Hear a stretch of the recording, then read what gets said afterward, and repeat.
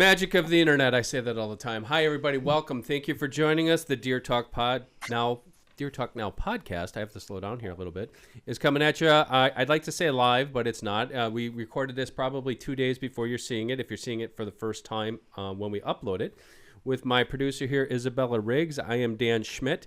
Today we're going to be talking about, I know it's September if you're seeing this right when it drops, and that might sound like if you would transport me back about 10 or 15 years ago, to be talking about muzzle loading, we'd say, oh, that's months off. It's not.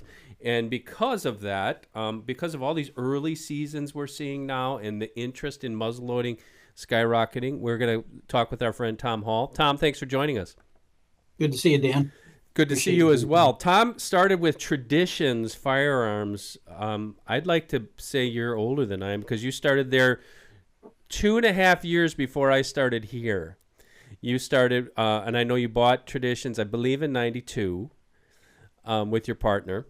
Right. And so you've been doing this a long time, and I know we pigeonhole you with muzzle loading, but you've done it for such a long time. Right.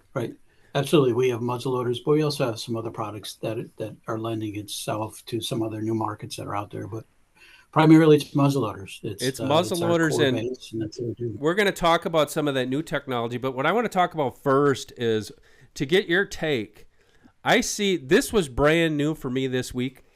I did not know that Iowa has got a new early muzzleloader season coming up here. Were you aware of this one? No, I'm not aware of it. So I actually had to go to Facebook, and I got to give 2 shout-outs here to Ted Merrim. Thank you, Ted. Ted's an old friend of mine. And Brian Locke. I hope I didn't butcher your name there, Brian. They helped me there with Iowa this year, I believe, for the first time. Guys, correct me if I'm wrong on these comments, please. October 11th to the 19th, only for residents of Iowa. It's an early muzzleloader season this year in Iowa, which is pretty cool, I think. Absolutely. And I know Iowa is one of the states. I don't want to jump ahead, but we have talked about the Firestick technology that you guys worked with federal to get going. But Iowa is one of those states where you can use that, which is pretty cool. But also, that's a pretty neat season. I also look at Kansas. I look at Kentucky. I know Zone A in Florida, and everybody else chime in too on the early opportunities. But it seems like muzzleloader early seasons have really been taken off. Yeah, you get out there, you see some pretty good bucks moving around before anybody's out there pushing them out. But you get to see some deer. I mean, and that's the big thing. I mean, whether you're able to take one or you're just seeing them and know where they get the pattern and see what they're doing is it's key. And it also gets people started into other areas like muzzleloading in this particular case, but gets people in the field early. What would you say, Tom, to people? Because I know we have our detractors, and you're always going to have that with whatever deer season comes in. But, they'll say, well, that's not right. You shouldn't be able to hunt with a muzzleloader or a firearm in general in October. What would you say to somebody who says that? I would say that it's pretty much up to the deer management, how many deer are in that state and how they want to reduce the herd or take different ones, whether it's a doe or a buck. That's more to the state to decide that. But I think anytime again you get a chance to get out in the field and use a different firearm or bow or whatever it is, it's all good for the industry. It's good for all of us to get out and hunt early. So again, if they're successful, maybe they'll come back in the center fire season or maybe continue with a bow. But I think all that just opens up the door for people to get out in the field. I agree with you. And, especially I'm saying this, detract myself from the industry. And I'm going to use an example here. I think I might have shared this with you and Allison when we hunted together. But my dad, rest his soul, he passed away in 2023. He was a gun deer hunter his whole life. Mm-hmm. And he found out he had cancer in 1999. He had his whole bowels, everything removed, and he had one of those bags on his side. And he had never archery hunted in his life. Well, back then, to use a crossbow, you had to have a doctor's permit. So he got a doctor's permit, and I'm going to try to say this without crying, but he went out in September and shot a deer with that crossbow. And he said, I never understood how much fun you were having all these years. And then after that, it wasn't too long after that, Wisconsin changed, other states changed that you could hunt. And now today, you can hunt with a crossbow pretty much anywhere during archery season. And I use that example. I'm like, and to your point, if you have the deer, you have the tags, the deer are going to get shot. There hasn't been an overharvest. I'll go toe-to-toe with anybody. There hasn't been an overharvest in any season. You're getting people exposed, but we exposed him to that. Then he wanted to, it renewed his love of gun hunting, and it renewed his love of processing meat and all this stuff that I just think I do not see any detraction from these separate seasons. You know, archery, muzzleloader, firearms. There's some states have spear seasons. I mean, there's all sorts of different things. However you can get people out there, I think it's a really good thing for everyone. I think it's retention. You know, I'm glad your dad had an opportunity to get out there and hunt with a crossbow just to find a new means to go hunting and be successful with it that quick after starting with it. But that's a good story. But I agree. I don't think the detraction's there. I think, you know, again, if we get people engaged and keep them keep the retention. I mean, that's a big thing for the sport itself, for hunting, is, you know, is retention, having people come back. And if you have more seasons, more, maybe there's a time that they can go in October, but they couldn't go in November for family commitments or some other reason. But I think we got to look at that. What's best for the deer? What's best for the seasons? What's best for the sport? And all those things combined, and keep it growing and keep getting people involved. And I know that if I hunt early, it encouraged me to go to the store early, look at the new technology, buy stuff. I mean, there's all these other things that come from that, from a sales perspective, a sales tax, FET, from a federal. So there's all these other things that are derived from that by having more participants, but also more seasons available for people to hunt. So I think it's all good. And again, if you get a chance to try something different, whether it's muzzle loading or crossbow like your dad, that's fantastic. We got, you know, somebody out there early, and they're trying something different. I agree with you 100%. So let's talk about the Firestick technology. When somebody comes up to you and they don't know anything about it, I can explain it. You can explain it better than I can. What is a Firestick technology, and how does it work? Sure. So the Firestick technology is an encapsulated powder charge.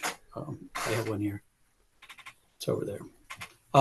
Which is made by Federal, and it's just a plastic charge that it's loaded at the factory, so they're always loaded the same. They're always consistent, and basically what you do is you load your projectile down your barrel.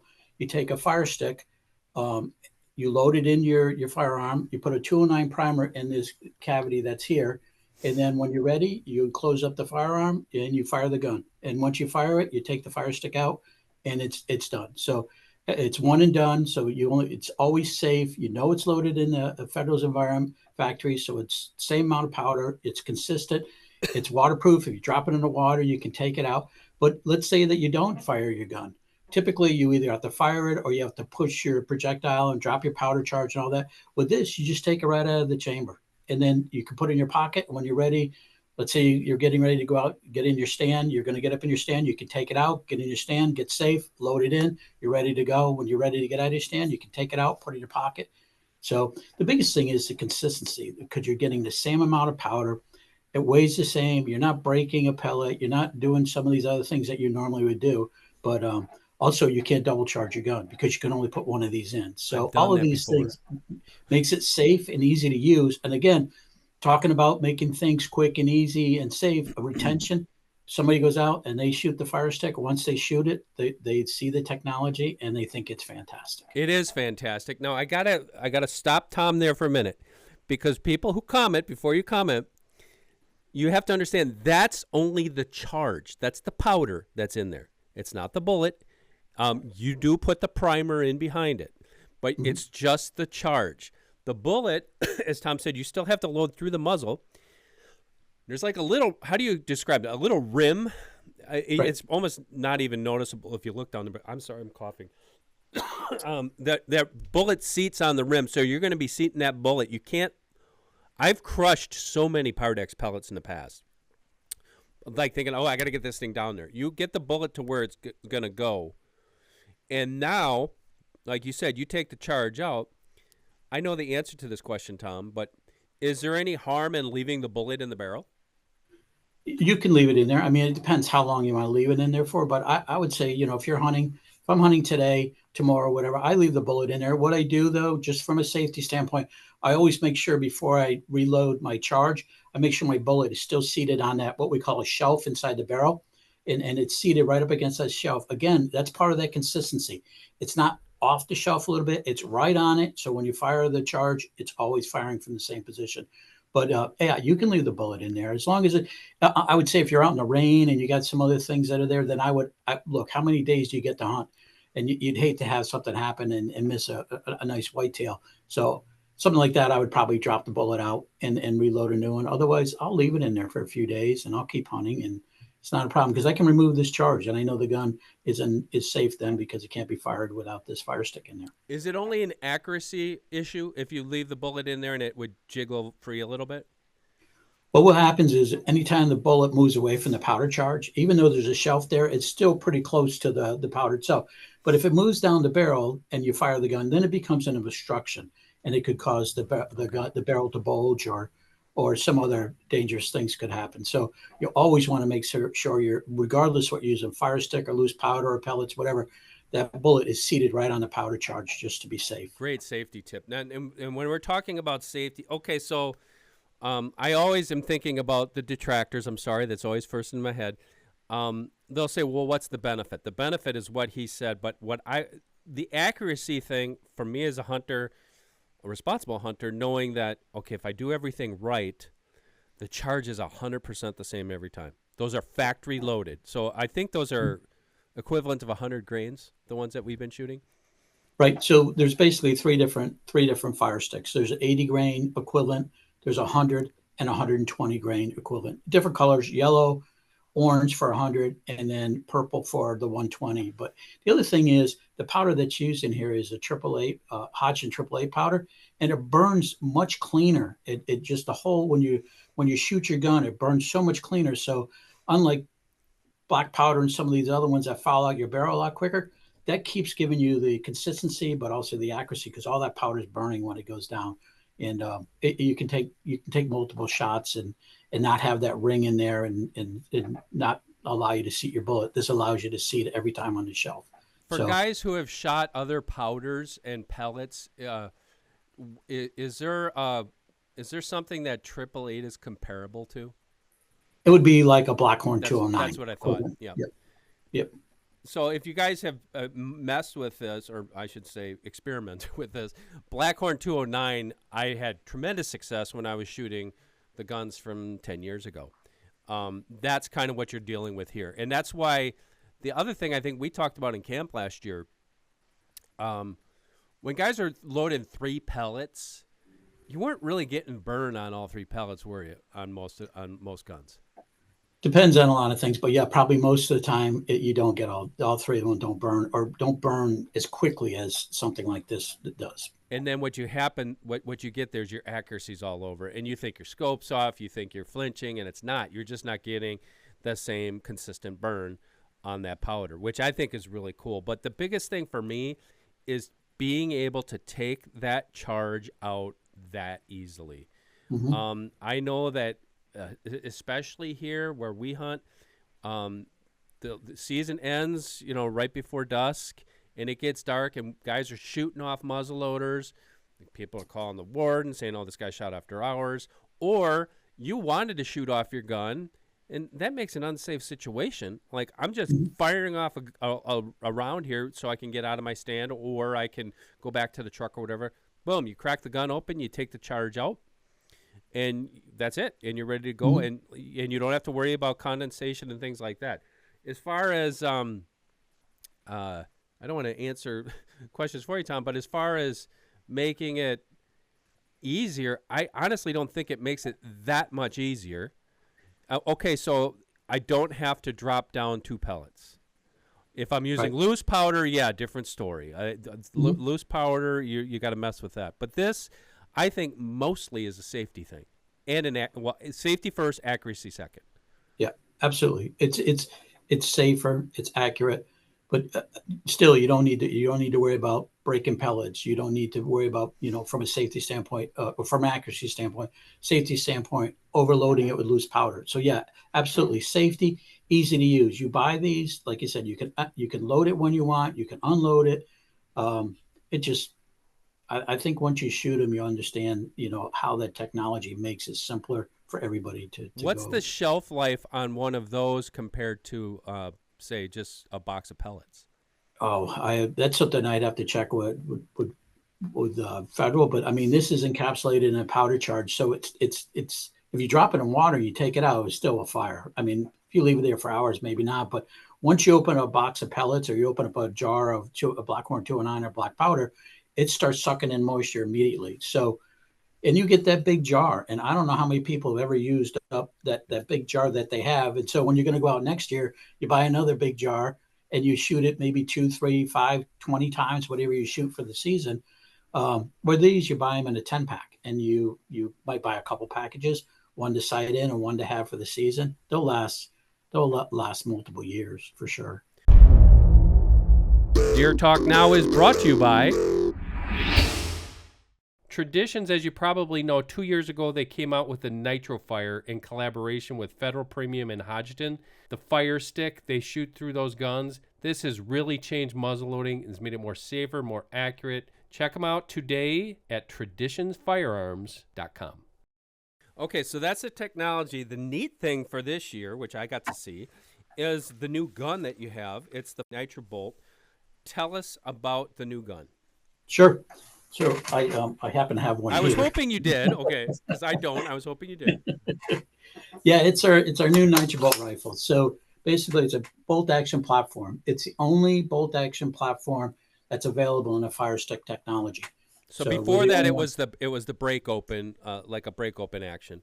Yep, our Nitro Fire, which we introduced a few years before this, and that is the only break action muzzleloader on the market today with the Firestick technology. So basically, the way it works is the same way.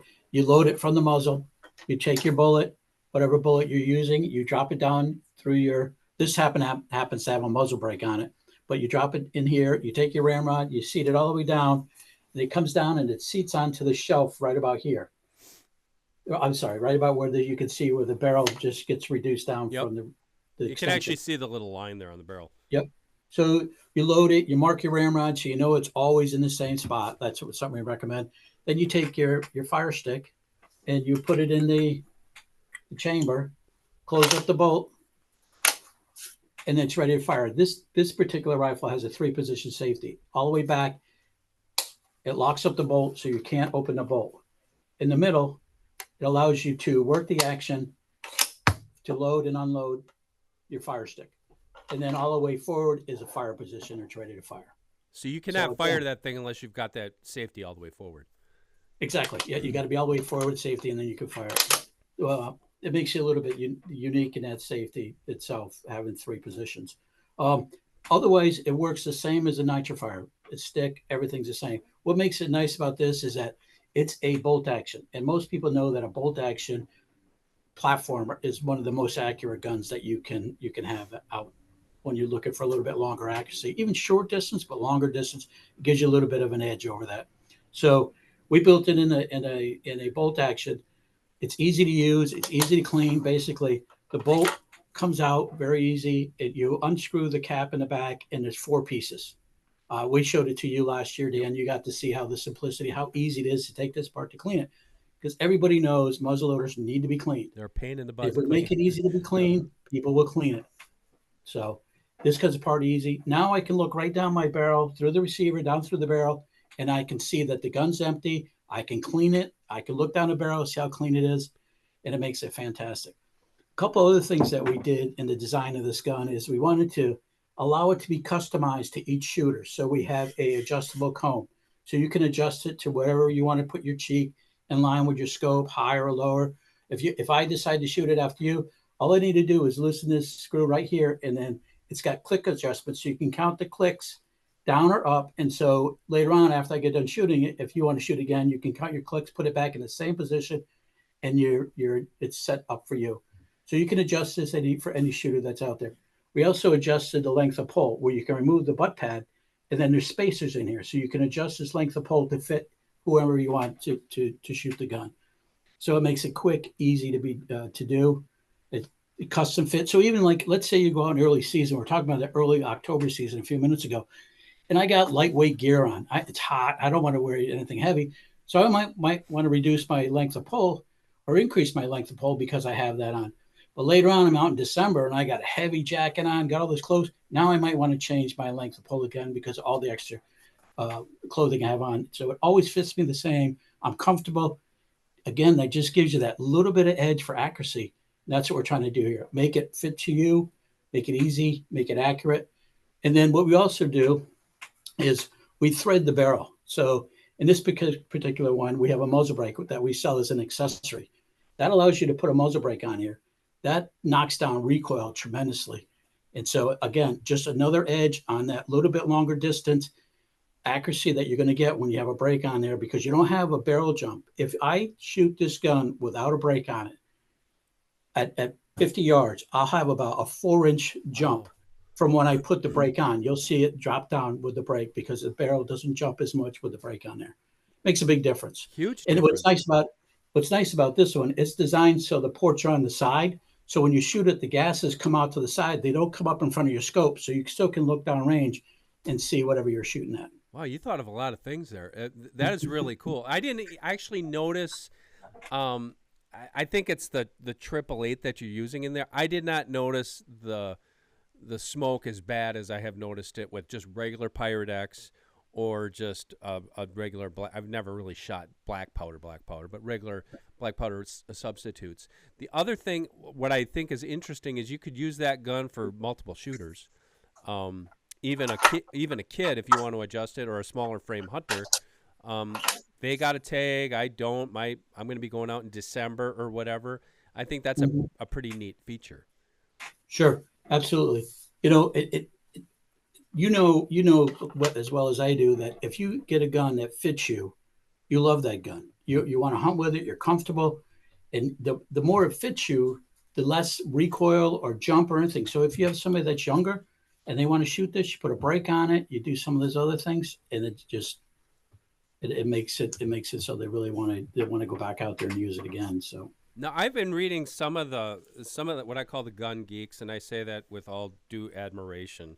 The gun geeks out there who are really pushing the limits on shooting, and they've got some blogs and vlogs where they're shooting 2-inch groups at 200 yards. I haven't done that. We shot out in Oklahoma about, I would say, inch and a half groups at 100, which I thought was pretty darn impressive. We had some nice burst optics on those guns. What are you seeing for long range capabilities for guys of modest skill? Sure. I think it's just like any firearm. The muzzleloaders are capable of doing it. I think it's matching your powder, your bullet with your expertise. So you got to go out there. You got to practice. You got to get the firearm to fit you the way you want it to fit, like we talked about. But also, it's matching all those different components together so you can reach out and do that. If you're capable of shooting, I would say there's no problem hitting 2 inches at 200 yards with this rifle. We have a gentleman that works here at Traditions. He's a long distance shooter, and he's been shooting it, and he can shoot. He can shoot extremely well, so he makes it look easy when I try to get up there and do it. But I'm happy with an inch and a half at 100 yards, like we shot last year in Oklahoma. For a whitetail hunt, that's okay for me. But there's other guys out there, they want more than that. And again, I think it's matching all those things, making sure your bullet's correct.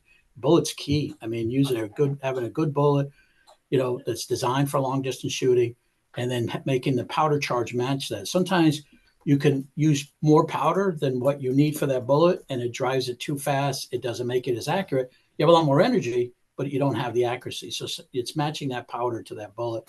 It's going to give you that long distance. What are I know that you've worked with Hornady, especially on some of the bullets. What are some of the bullets that you would, the bullets and the weights that you would recommend? If someone says, okay, just give me in the ballpark, what should I try? Sure.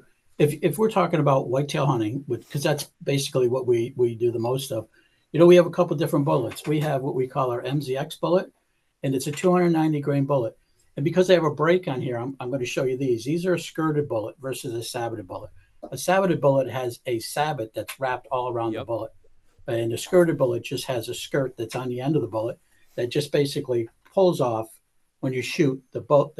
It comes off the bullet itself. The bullet goes downrange, just falls off. So this creates a gas check when you load it. So when you drop it down and it exits the barrel, you don't have the fins of the sabot hitting the ports on here because the skirt flies out freely. Again, gives you a little more accuracy.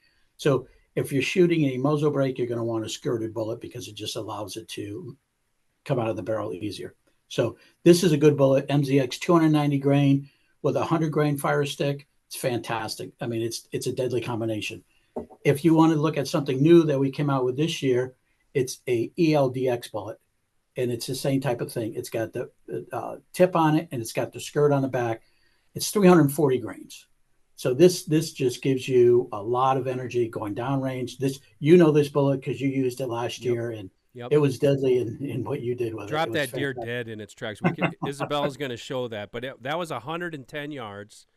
Yeah, and I aimed for his scapula, and boom, you're going to see it right here. We're going to show the video in the podcast here. If you're watching the video version, that thing really packed a punch. You dropped him. But that was 340 grains. Yeah. I mean, that's a lot of energy. Yeah, that footage is fantastic, yeah, by the way. That was pretty awesome. Now, distance-wise on that heavier bullet? The way it's designed to travel, longer distances. It's, the BC, I forget what's on this, but it's pretty good. Hornet 8, they're touting it as a longer range bullet, obviously. I think it depends on your powder charge. If you move up to 120 grain powder charge, it's going to give you obviously a little longer distance than the 100 we were shooting last year. So it depends on how far you want to shoot. Wow, that's impressive. I would say, 200 yards is not a problem. That is impressive. Yep. I mean, that's taking. I know the 200-yard muzzleloader is not a new thing. We've been talking about that for a while, but when you start, accuracy is one thing, but now throwing a chunk of that's copper, right? I mean throwing that kind of bullet on a deer at that distance, at that accuracy, it's all about shot placement now, and it's a deadly combination. Right. Well, and again, it's moving into the right Firestick with this bullet, or even loose powder, because you could shoot this with loose powder as well. And then you take and you put, like in our new Nitro Bolt, where you have that little bit of edge with that bolt action system.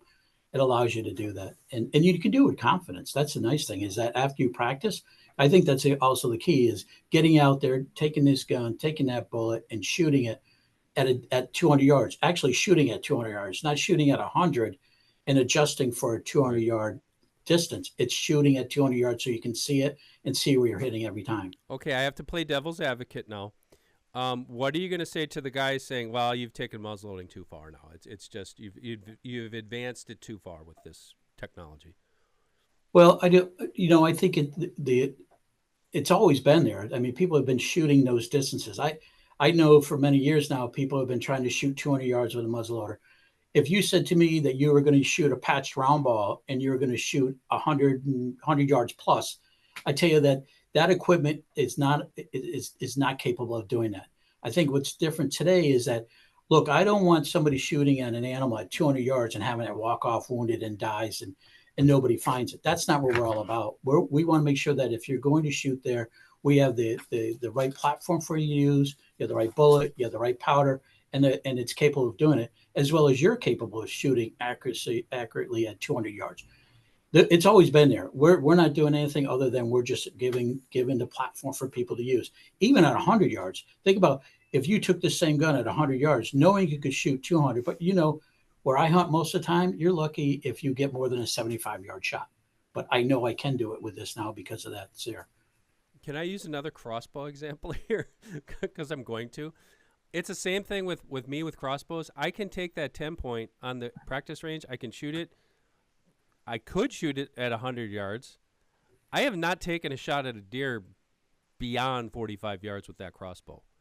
Right. And it's the same thing with this muzzleloader. Now, and I'm to detract from the detractors, inline muzzleloaders have been around for 40 years, you know, and guys have been talking about this since Tony Knight was shooting them back however many years ago. They were talking about 200-yard muzzleloaders. Now, and I'm not just saying this because it's traditions, it could be any muzzleloader out there. If you have an inline muzzleloader, it's just like a crossbow. It's just like a compound. It's like my Matthews or Hoyt compound bows that people are shooting. It's all about your comfort level. And what Tom said, it's like it's a slam dunk. Once you get that 100-yard shot is going to you're going to have the confidence to shoot. I'm sorry, but I have to get on that soapbox a little bit because it's about shooting confidence no matter what method, I hate to say weapon, no matter what method you're using out there in the deer woods. That's pretty cool stuff, Tom. Okay, we get people all excited. Are these guns actually available now? Yeah, actually, we just started shipping them just last couple weeks. So they're out with the dealers and distributors. So if your dealer doesn't have one, if he contacts us or his distributor, he should be able to find one. And that is the Nitro Bolt from Traditions. It's a 50 caliber. You guys got to actually, we talked about some of these things, but the details you can find on their website. It's traditionsfirearms.com. I got that right? Free floating barrel, 3-position safety, 50 caliber. I was really impressed with the muzzle brake. I did not really realize the cool thing is that it's vented out the sides, but the other thing is that it reduces that recoil by that much. And some people do get literally gun shy from shooting a 50 caliber muzzleloader with 120 grains of powder. That's a boom. When that thing's going off, that is a boom. Tom, thank you so much. We appreciate that, and I know that you're probably getting excited to get out there hunting yourself. Yeah, it's been cold here the last couple of days, so it's you get up in the morning walking outside, it just gets everybody thinking about hunting. So we're excited for the season, and we love our new rifle. The Firestick. If you haven't tried it, try it. It's a fantastic way to muzzleload. I do have to. I know Isabella is going to put this up earlier in the podcast, and she's going to put it up again now. We have the map. You guys got to check it out. I believe it's 28 states right now that have legalized it because they realized, oh, this is a no-brainer. But are the yellow ones on this map? The green ones are where it's good to go. The yellow ones, are these pending, or is what's the caveat there for Nebraska, Indiana, Mississippi, South Carolina, Massachusetts, and Delaware? Sure. So the green are good for sure. They've all been approved for the Firestick platforms.